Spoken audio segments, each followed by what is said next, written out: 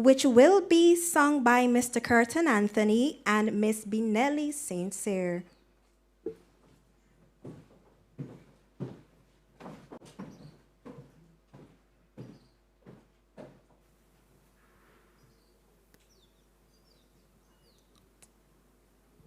Sons and daughters of St. Lucia, love the land that gave us birth, land of beaches, hills and valleys, fairest isle of all the earth. Wheresoever you may roam, love, oh love, our island roam. Gone the times when nations battled for this Helen of the West. Gone the days when strife and discord dimmed her children's toil and rest. Dawns at last a brighter day, stretches out a glad new way. May the good Lord bless our island, guard her sons from woe and harm. May our people live united, strong in soul and strong in arm. Justice, truth, and charity are ideal forever be.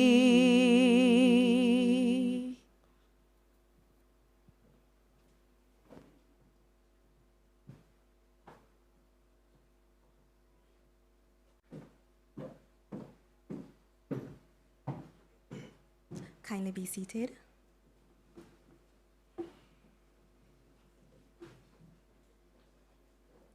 Thank you, Curtin and Binelli. That was a lovely rendition of the St. Lucia National Anthem. Good morning once again, everyone, because I don't feel like the first good morning was vibrant enough for my liking. Good morning, everybody. Good morning. Okay, that's a little better. It passed a strong wind in this auditorium. For those of you viewing online, I would like to give you a special thank you for tuning in to CDB's Youth for Innovation and Resilience Forum, which is actually a part of a wider set of activities being delivered under its Youth for Innovation and Resilience, or Youth FIRE program. Youth FIRE is being delivered as part of the bank's annual Board of Governors event, which will run from today, June 13th, to Friday, June 16th, culminating in the Youth Expo in the Constitution Park in Castries. The forum today has been designed based on recommendation from many of CDB's youth stakeholders, some of you in this room right now, and focuses on key issues of importance to youth, including peaceful societies, economic empowerment, innovation, entrepreneurship, and of course, resilience. One of the bank's key partners in the conceptualization of the program of activities is actually the St. Lucia National Youth Council. Chairperson Mrs. Yannicka Jean-Bart Williams will deliver remarks on behalf of the National Youth Council. But before I call on her, I would like to give you a bit of background on Mrs. Williams, because upon reading this and getting prepared for this morning, I was completely, pleasantly surprised at the efforts that Mrs. Williams have been putting within the youth space for some time now. Mrs. Williams actually hails from the Dennery Valley, a community located on the eastern end of St. Lucia. Yannicka, a secondary school teacher, and huge props to you, because As some of you may know or may not know, to be a secondary school teacher, you have to have a lot of resilience and patience. She is also the current president of the St. Lucia National Youth Council. And all of this is while she is holding several positions of leadership on many community youth-led organizations. As the leader of a national youth-led organization which advocates on behalf of the youth of our country, Yannicka is pivotal in enacting change in areas of youth development, creativity, which we recently saw in the St. Lucia Jazz and Art Festival that recently passed, and holistic development of our country's youth. She is undoubtedly passionate about youth work and ensures that youth in St. Lucia receives representation and much needed attention to aid them in being contributing agents for our nation's development. Yannicka, who lives by the profound words of Maya Angelou, "Be the change that you would like to see in the world," believes that every opportunity given is a chance to make our society safer and better for generations to come. Mrs. Williams, I now call on you.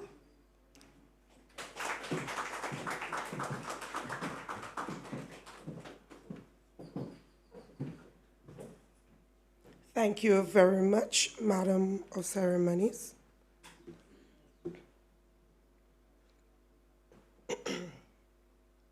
Honorable Kenson Kasme, Minister of Youth Development and Sports, Mr. Daniel Best, Director of Project Department of the Caribbean Development Bank, Mr. Raphael Saul, Business Consultant, Attorney and Entrepreneur, Caribbean Development Bank, representatives, regional youth delegates, and youth in the diaspora, a pleasant good morning to you.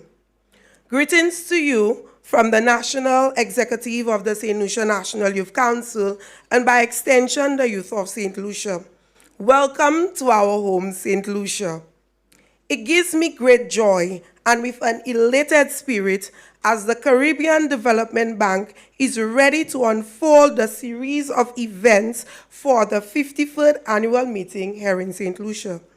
The St. Lucia National Youth Council collaborated with the Caribbean Development Bank for this year's Youth for Innovation and Resilience Youth Fire. It is programs such as these we are grateful for, as it assists in building and strengthening our youth leaders and innovators across the region. The Caribbean Development Bank's pillar of action, which is to empower and support active citizenship and youth participation in democratic and community life.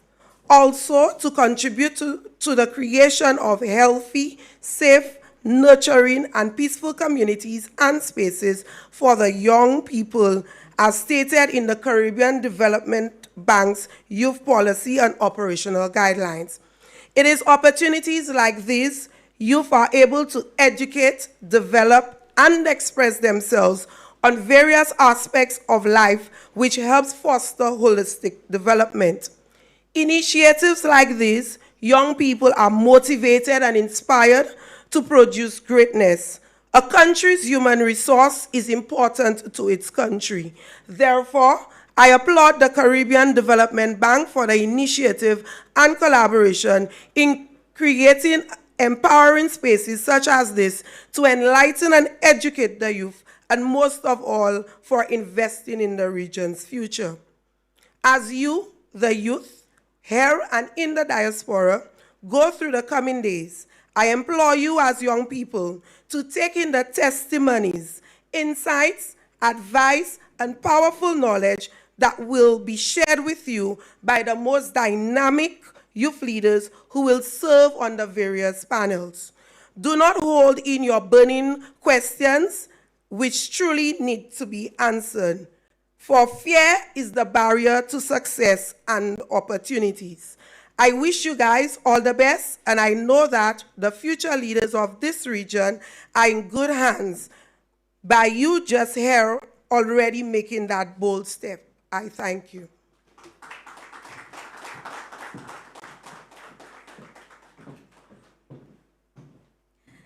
Thank you for that, Mrs. Williams. And you touched on something that I held on to, investing in the region.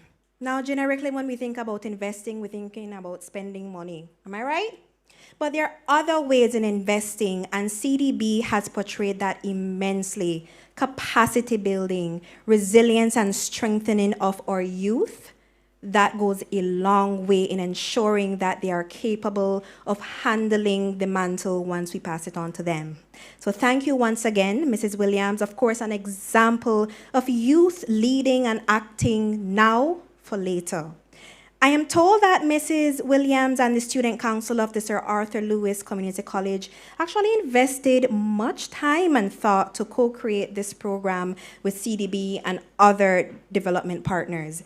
This aligns with CDB's commitment in its youth policy to work with youths as equals and valued development partners. And for that, we thank you. I now welcome CDB's Director for the Projects Department, Mr. Daniel Best, to deliver welcome remarks on behalf of the Caribbean Development Bank. But in my usual fashion, I need to tell you a bit about Mr. Best. In addition, you signed off on it, Mr. Best, so we have to do it. I'm so sorry. I'm just a messenger.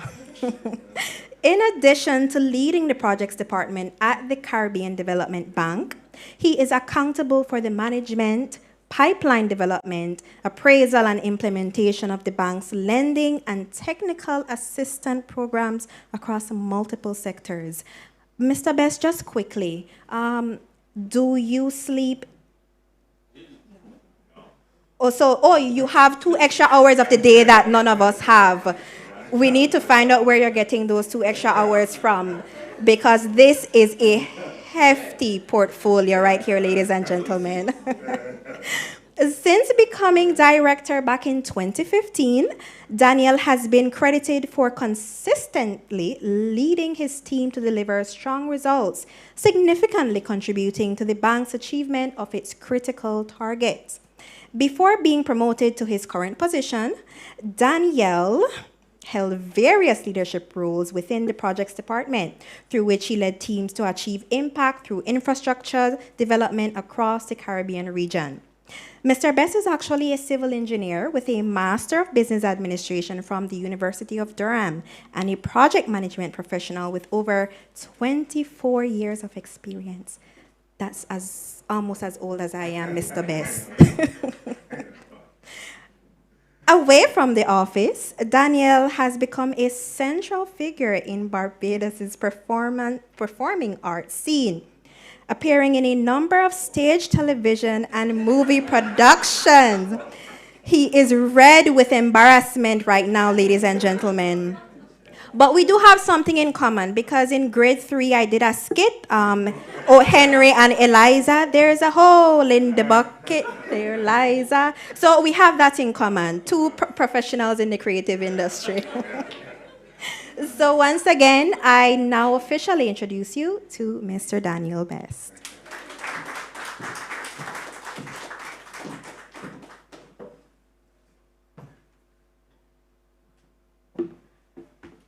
Thank you so much, Madam Chairperson.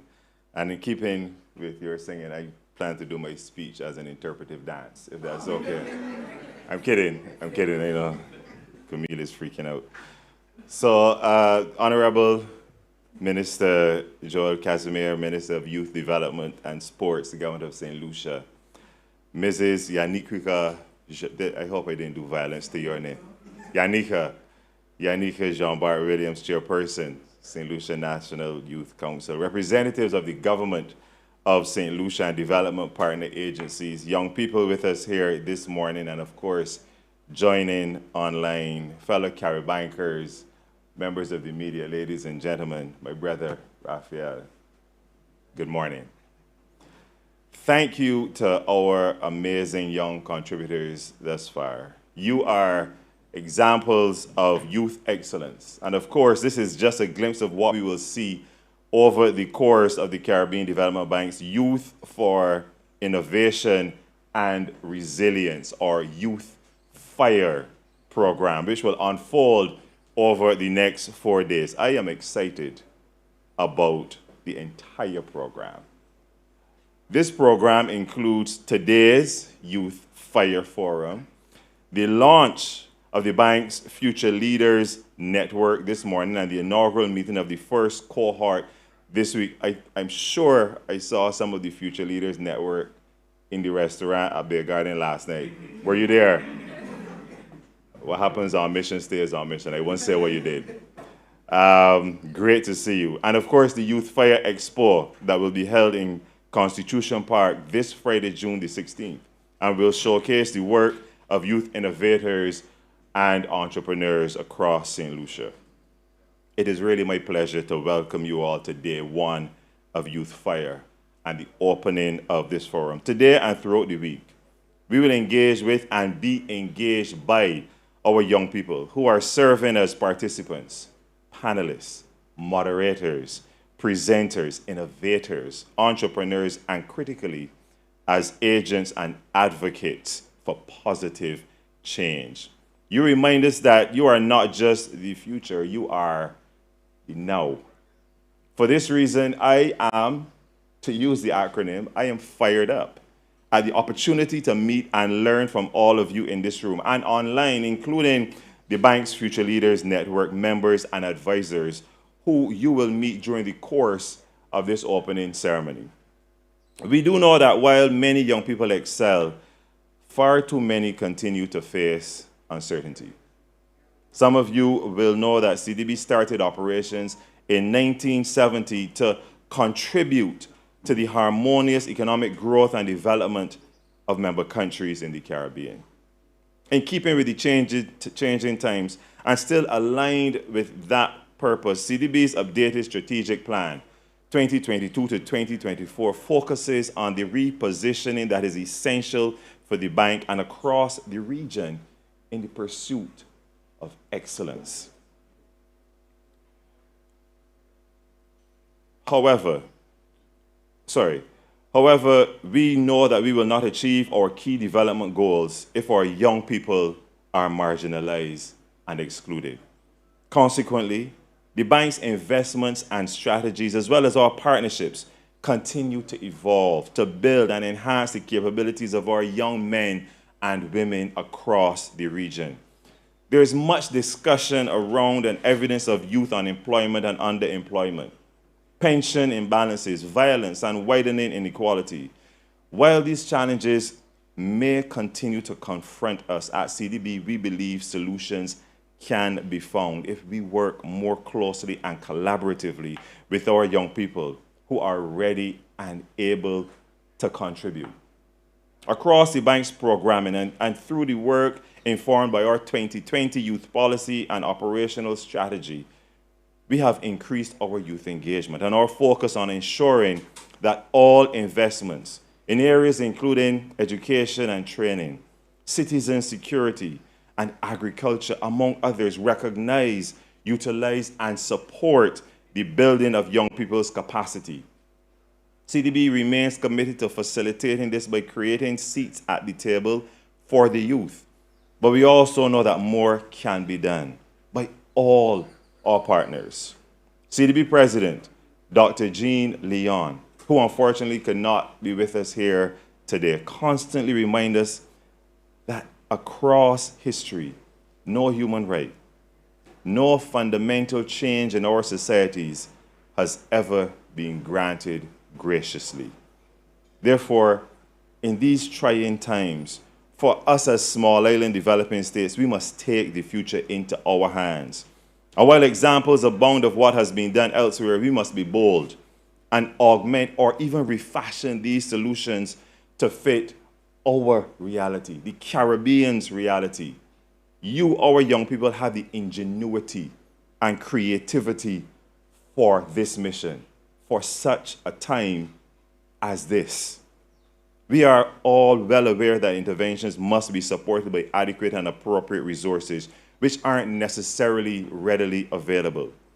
So bringing this discussion to the theme of the 2023 meetings, we need to mobilize. Mobilize bodies, mobilize thought, and mobilize resources. Indeed, the insights our young people will share today will therefore inform the direction of our investments in the areas that we will discuss. The projects department, which I have the pleasure of leading, and the entire Caribbean Development Bank stands ready to support you.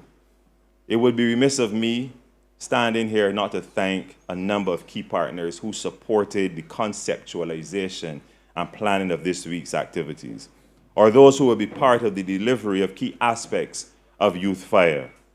These include the Innovation Division in the Department of Education, Department of Education, Innovation and Vocational Training, the Youth Economy Agency, the St. Lucia National Youth Council, the Ministry of Youth Development and Sports, the Sir Arthur Lewis Community College Student Council, and many, many more. I look forward to rich presentations, the sharing of experiences and expertise from accomplished young people, and to solution-oriented discussions. Our region needs you now. Ladies and gentlemen, I thank you.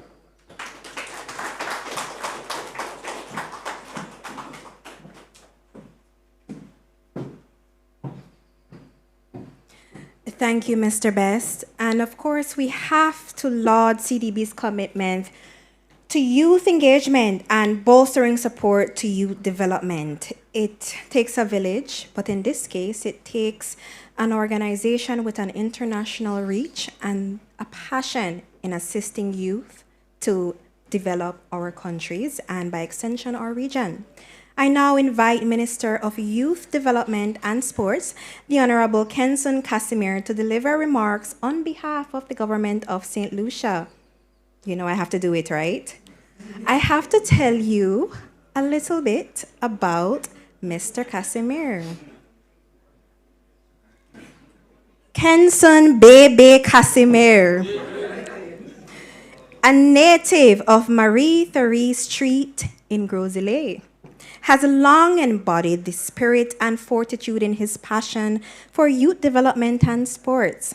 His early enthusiasm for service paved a path for community involvement. So, in 1996, Kenson initiated the efforts of his passion by becoming a certified peer helper in the Big Brother Big Sister mentorship program in Gros-Islet. Clearly, a lot more sports inclined than I have ever been, Kenson was outstanding in volleyball, track and field, and cricket. What time did you find to study? Because you were always on a playing field, Minister.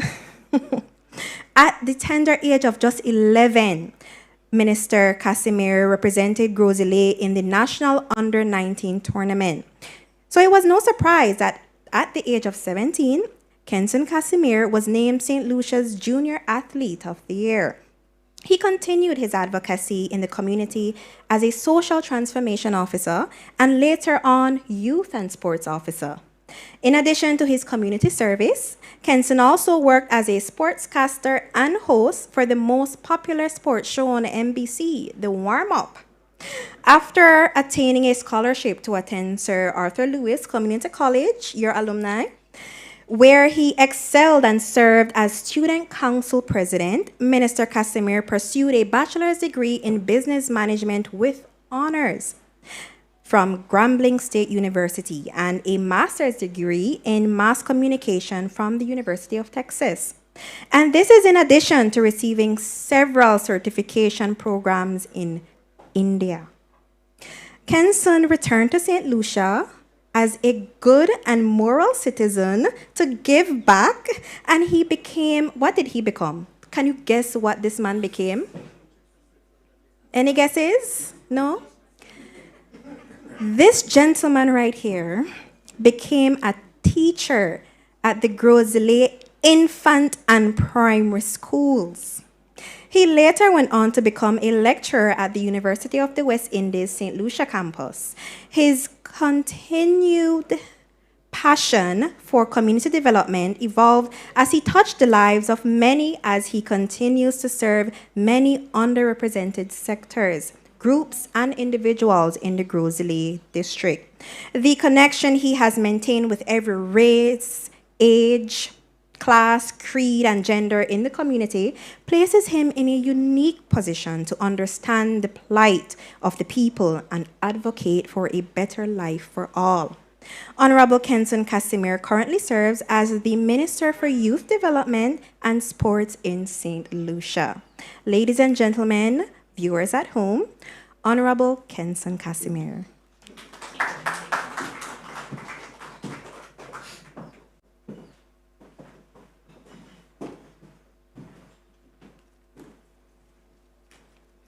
Thank you, Mistress of Ceremony.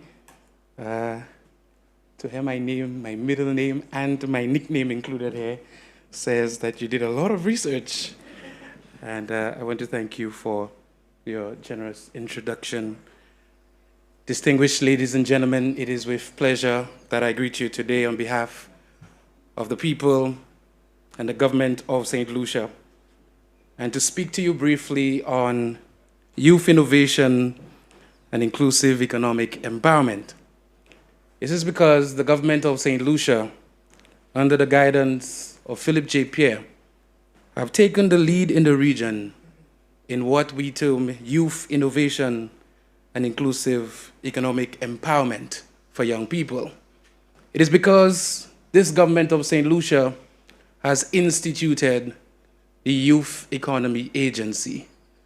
This government of St. Lucia has found it fitting to have a ministry of the youth economy, a novel idea that says to young people that we believe in you, a novel idea that says to people, to young people from Vieux-Fort to Grosley, that your ideas can change the landscape of St. Lucia. And so the Youth Economy Agency is set apart so that young people can turn their hobbies into innovative ideas that can breed sustainable development for a country, to take their talent and turn it into entrepreneurship. The Youth Economy Agency in St. Lucia is what's expected to deal with every fabric of our community, every social ill within our inner communities. And of course, with this idea, we've seen over 200 applicants in less than 6 months of the establishment of this agency. It says to us that young people,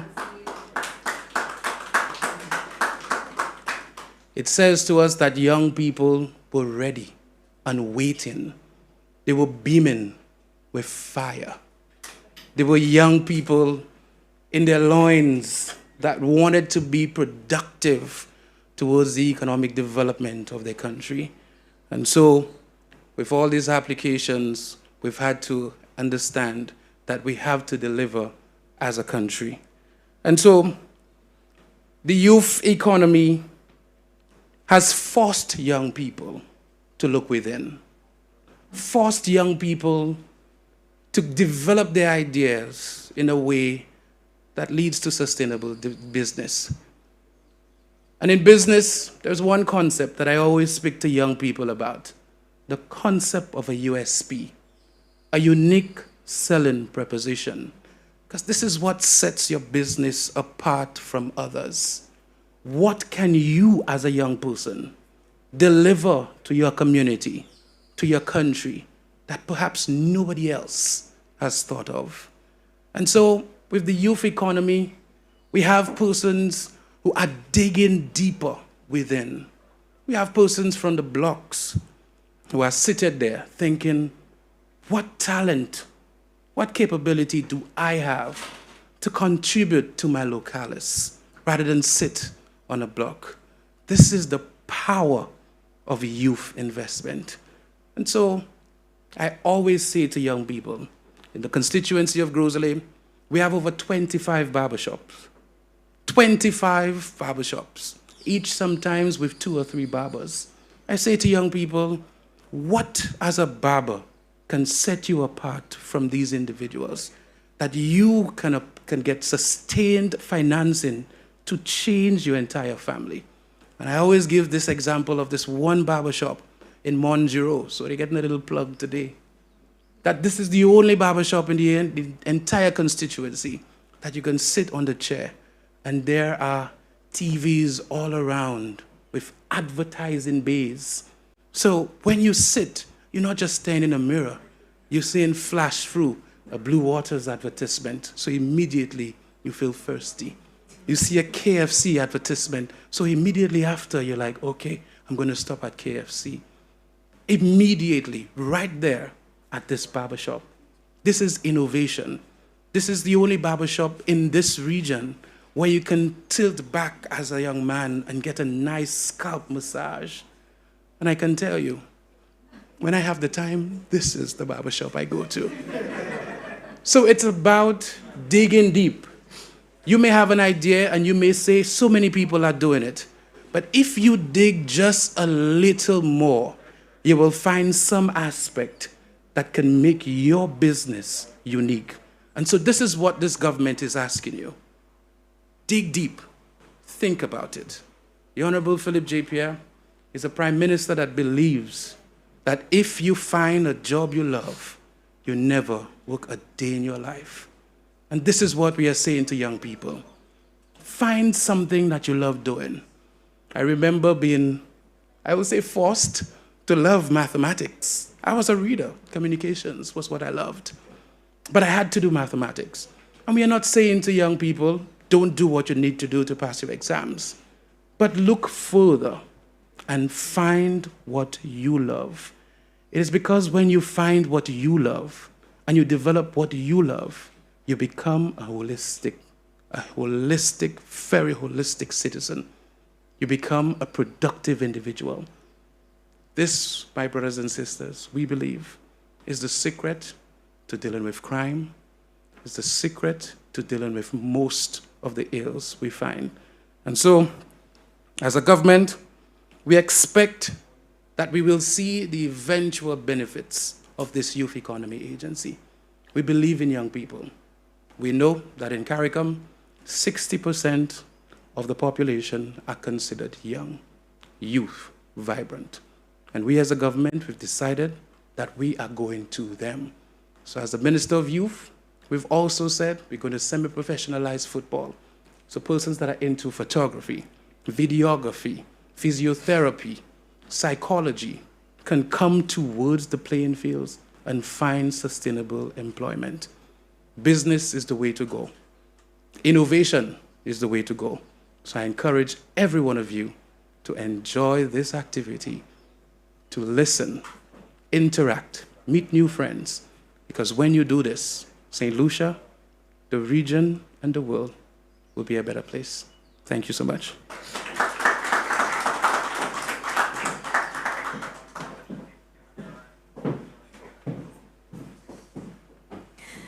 Thank you, Minister, for that heartwarming speech.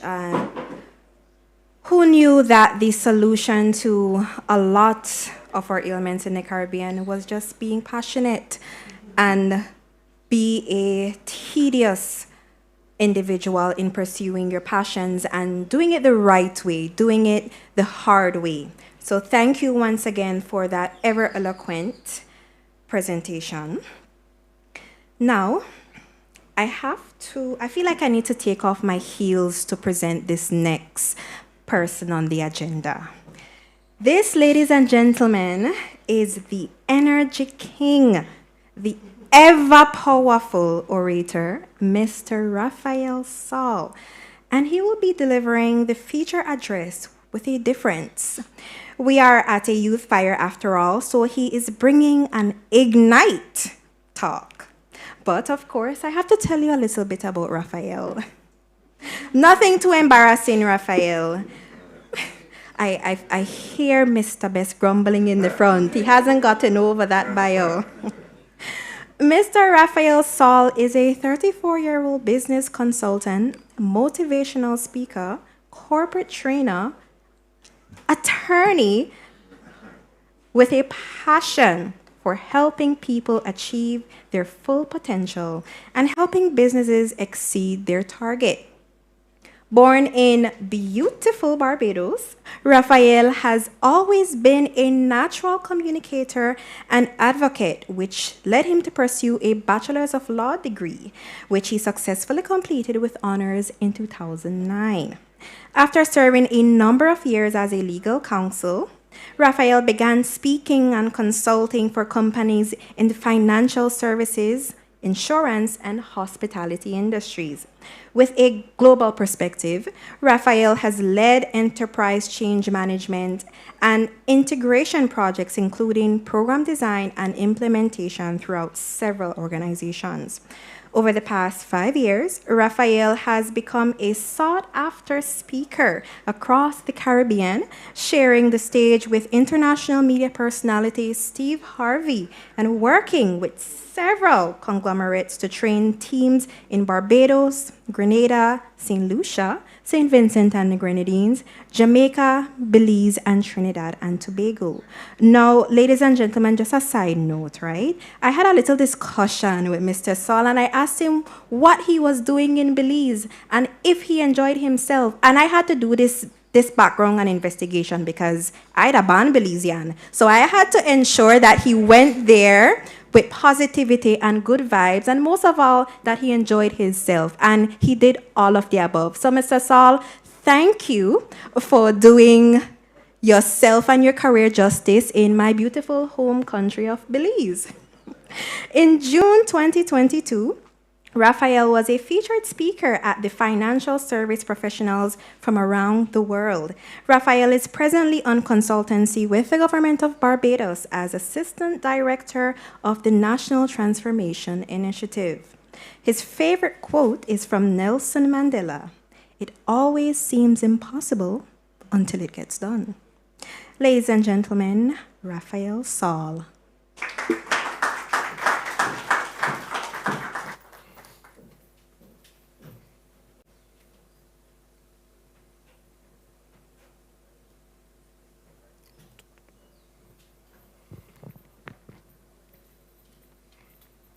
Thank you.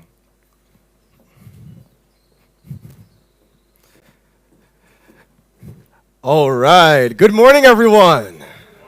Let's try that one more time. Perhaps we can increase the energy level in this room just a notch. Good morning. Let me start this the correct way.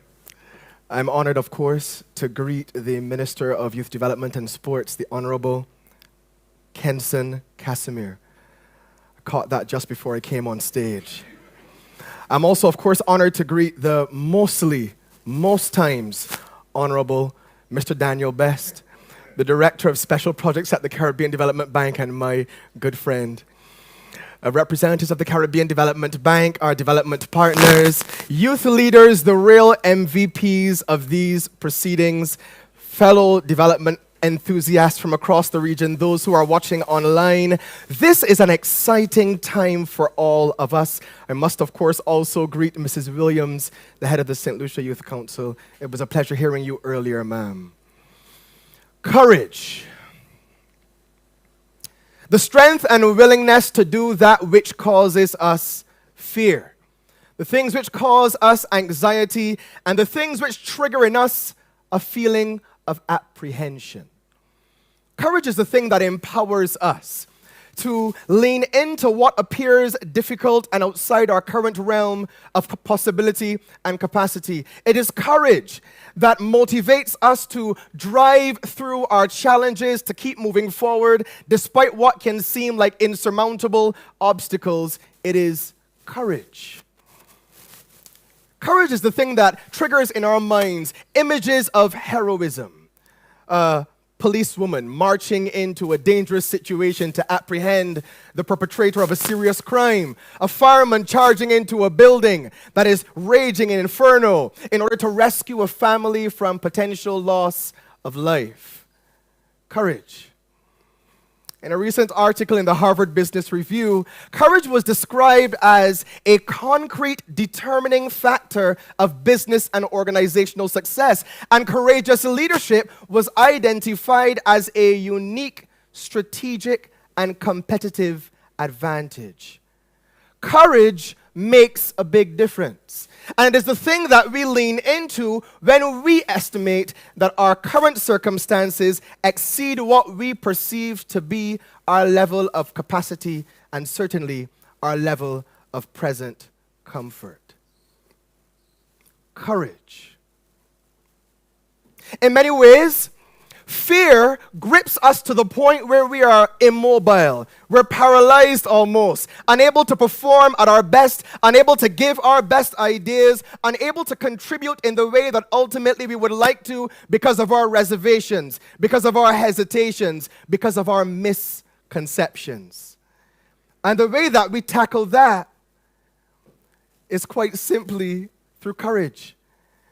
It takes courage for a company, a consumer electronics one, to make a decision to tell the world, your mobile phones no longer need headphone slots.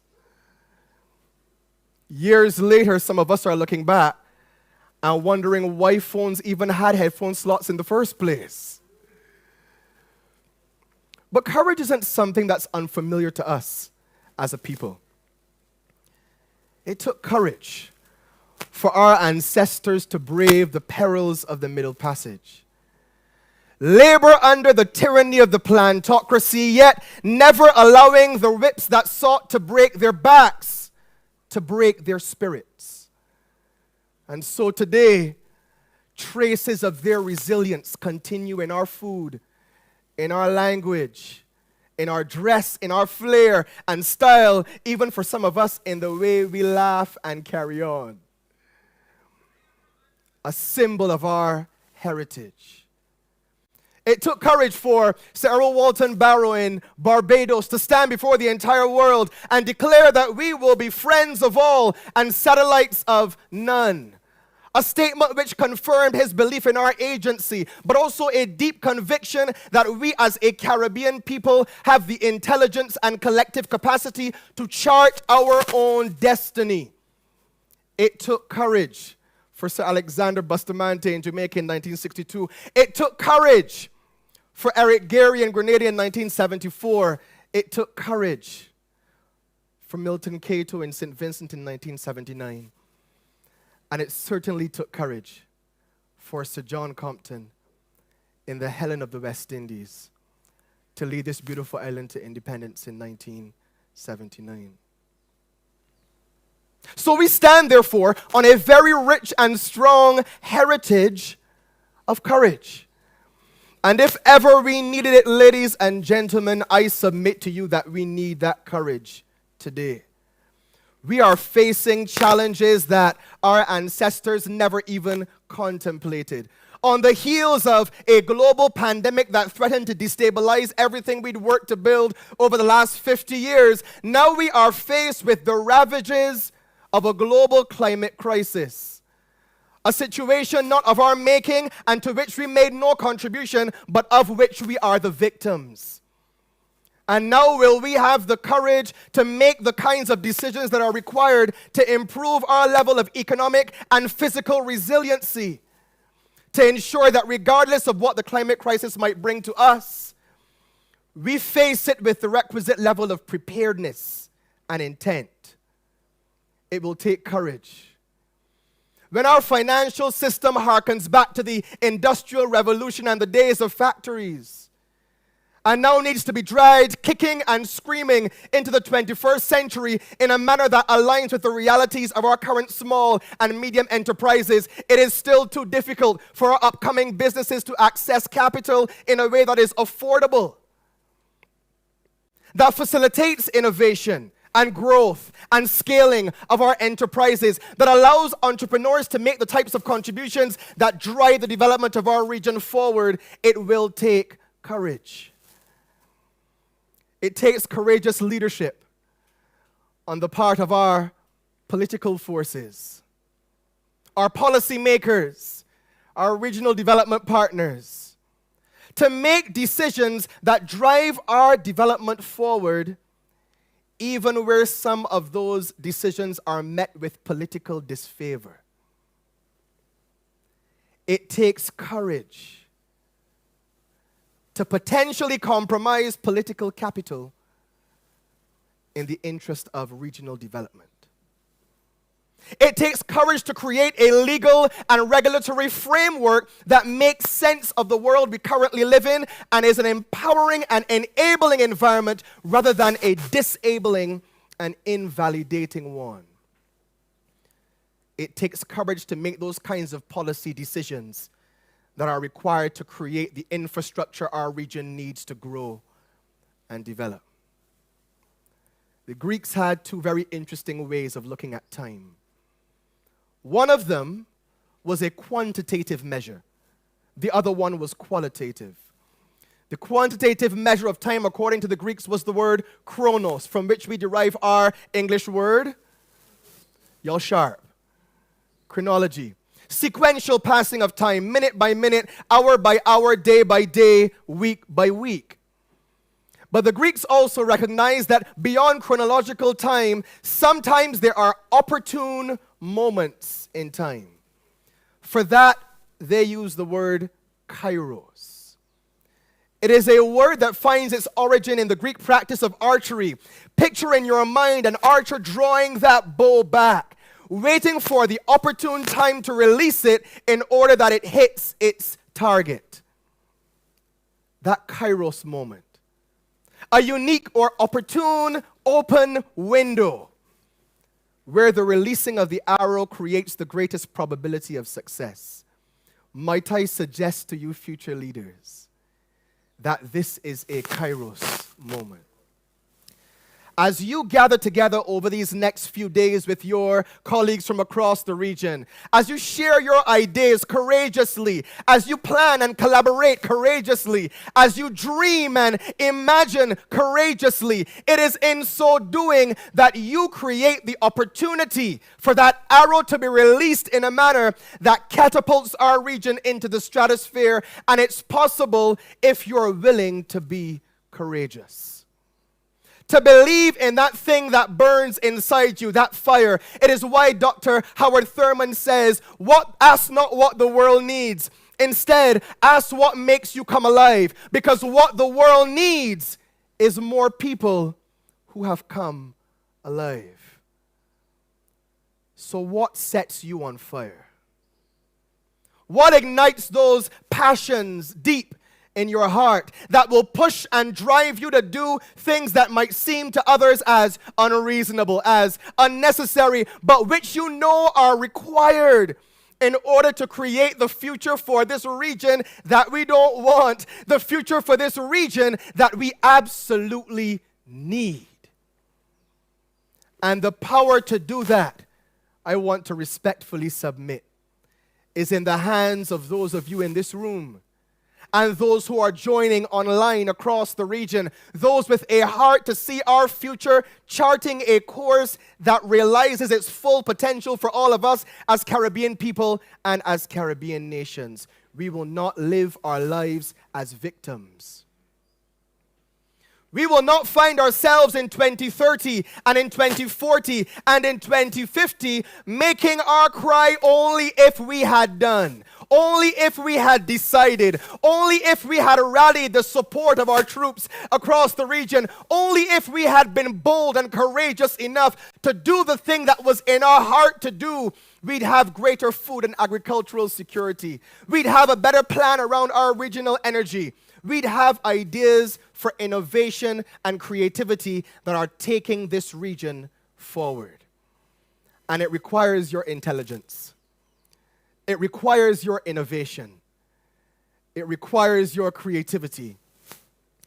But most importantly, ladies and gentlemen, it requires your courage. Thank you so much, and I wish you a wonderful forum.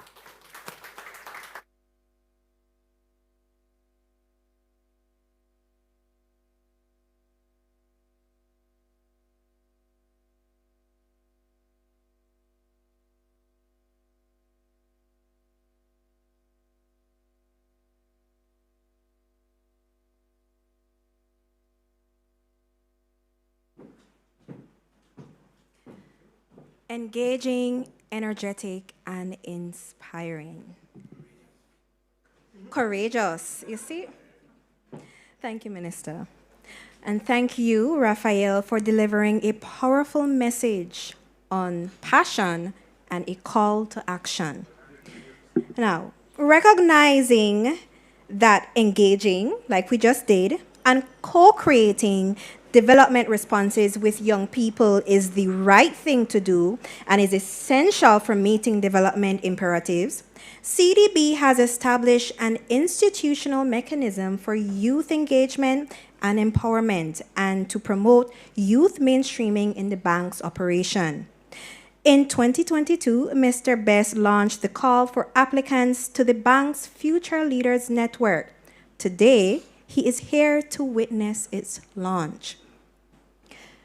Ladies and gentlemen, viewers online, we are joined today and in person and online, of course, by 18 CDB Future Leaders Network members.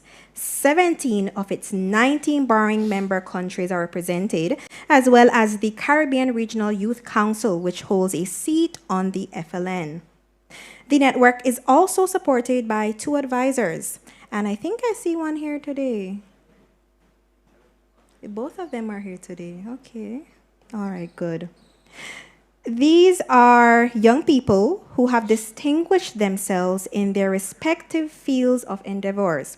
They are a subset of young people who are developing solutions, disrupting with purpose, and driving change across the region. The FLN is a strategic network of creative, innovative, and highly engaged youth with diverse experiences, expertise, perspectives, knowledge, and demonstrated interest in CDB's areas of work, which includes gender, private sector development, energy, environment, economic infrastructure, legal, economic development, and youth development. The FLN is an institutional mechanism for regular dialogue between CDB and youth leaders on key development issues. Over a 2-year period, the members will perform a quadruple role. 1, as advisors to CDB on youth-targeted investments. 2, as advocates for positive youth development outcomes.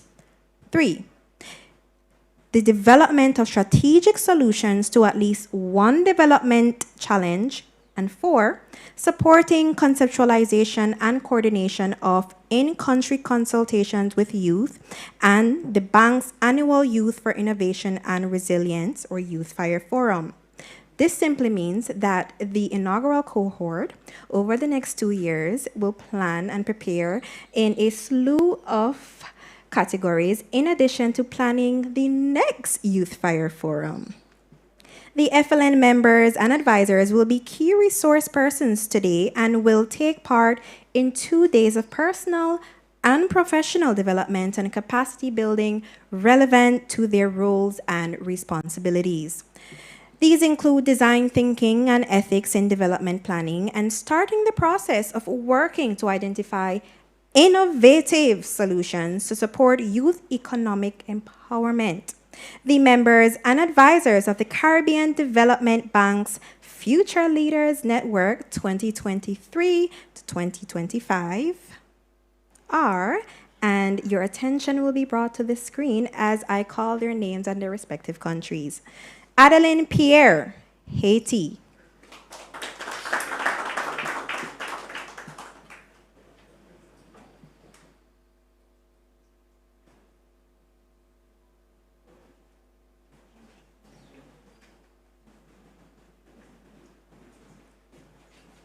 This is a lovely picture, Adeline. Asha Gay Cowell, Jamaica. Bevan Charles, Grenada. Shimora McNee, St. Vincent and the Grenadines. David Henry, St. Lucia. Devon Carter, Anguilla. Esquire Henry, Antigua and Barbuda. Ferdinand Valmont, Dominica. Jillian Rowe, Barbados. Kendall Vincent, CRYC member. Romello Williams, Turks and Caicos Islands. Leshante Sampson, Bahamas. Rondell Bevon Ned, Guyana. Ruth Gutierrez Corley, Belize. Soraya Debbie Jagro, Suriname. Tiffany Scarrett, Montserrat.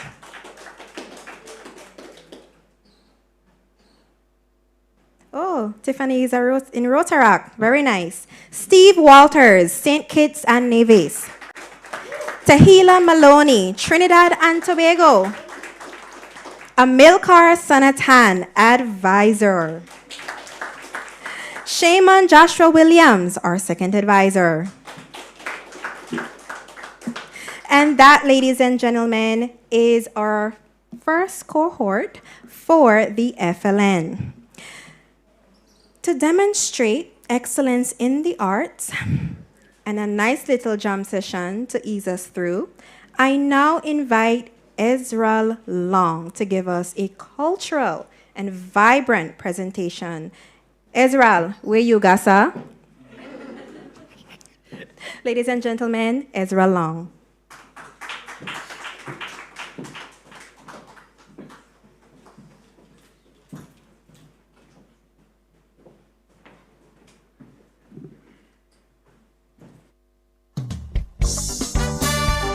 Hey! Good morning to the youth. Hiya. Alright. How are y'all doing? Lovely.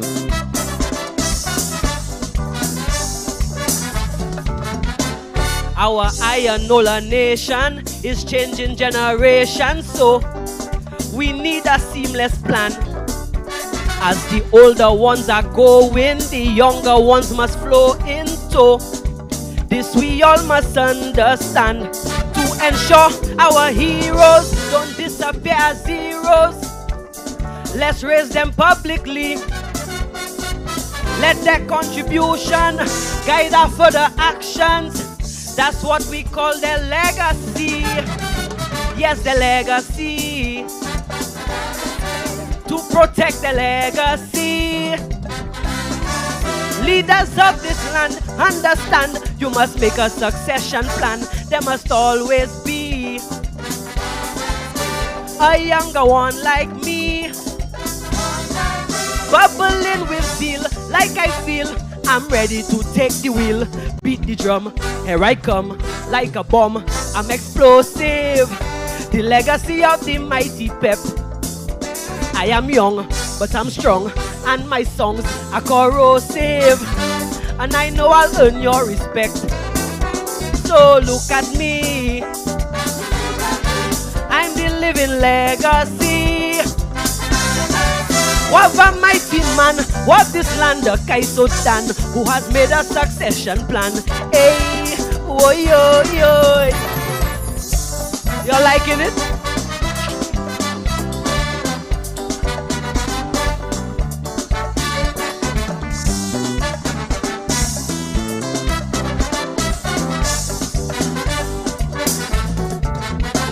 Let me now make it formal. My name is Desrel Long, and performing is my thing. I grew up in a household where Kaiso is pure gold and strong, learning lessons from the king. This season you will find me, Dion and Pep behind me, spitting lyrics like a snake. If some nervousness entwines me, please treat me kindly. If I make a few mistakes with his legacy, I respect the legacy of the mighty Pep as I step into his golden shoe. But I will always be representative of me. Genuinely me, you will see what succession planning can be. Beat the drum, here I come, like a bomb, I'm explosive. The legacy of the mighty Pep. I am young, but I'm strong, and my songs are corrosive. And I know I'll earn your respect. Oh, so look at me. I'm the living legacy. What a mighty man, what this land a Kaiso Dan, who has made a succession plan. Hey, oh yo yo yo. Yeah. Thank you very much. Thank you very much. Enjoy the rest.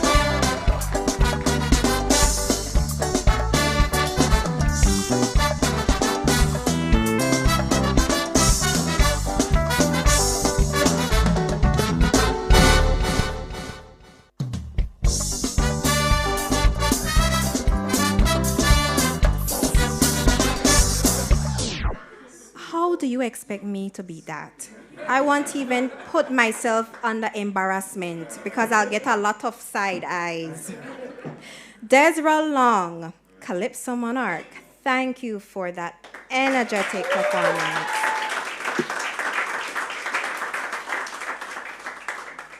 And I would like to thank you for joining us for this opening ceremony.